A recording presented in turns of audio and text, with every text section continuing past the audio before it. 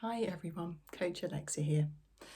Another video in my series about recovery, and this time I'm going to be talking about recovery in a much broader sense. So recovery from a physical training point of view, so our recovery between runs, is quite a big factor as runners, and we often feel it, don't we? We feel when we've not had enough recovery from a particular run, and we maybe need to take an extra day before we do our next one because we can feel it in our muscles.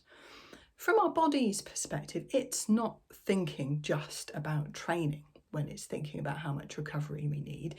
It thinks about the whole big picture of our lives. So it's worth thinking when you're thinking about and planning your training recovery to take that into account as well. So using this last year and a bit, a runner of mine might have been a single parent, might have also had a full-time job, might have had quite young children. So, their running training, as you can probably imagine, would have been quite profoundly impacted by their full-time job, their childcare responsibilities, the changes in the routine and homeschooling and all of that shenanigans that came about this year. So it doesn't take too much of a big leap to think that, right, while all of that's going on, our overall life load is super high.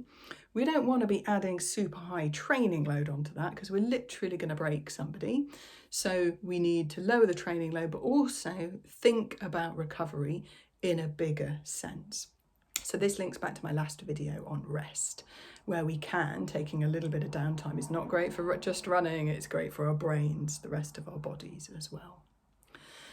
Stress linked to this, I think, is a really big factor that impacts our recovery these days. So we might take a rest day from physical training, but we might be at work, we might be doing a really stressful job, we might have horrible client meetings, or we might be going out and eating loads and partying and drinking lots. Neither of those options is rest from our body and brain's point of view. So perhaps have a little bit of a think about that as well. If you've got a super stressful job, then you need rest from that as well as rest from physical training. And it might even be more effective to combine them and make one of your weekend days a rest day, because then your body actually gets to rest as opposed to just resting from one thing at a time, if that makes sense. So it's different for everybody, but a lot of the mistakes I think people make is by thinking of their training in isolation. We are one human. There are many, many different things that impact us and our training and how we react to it, but we can't just think about training alone. We're far more complicated and interesting than that.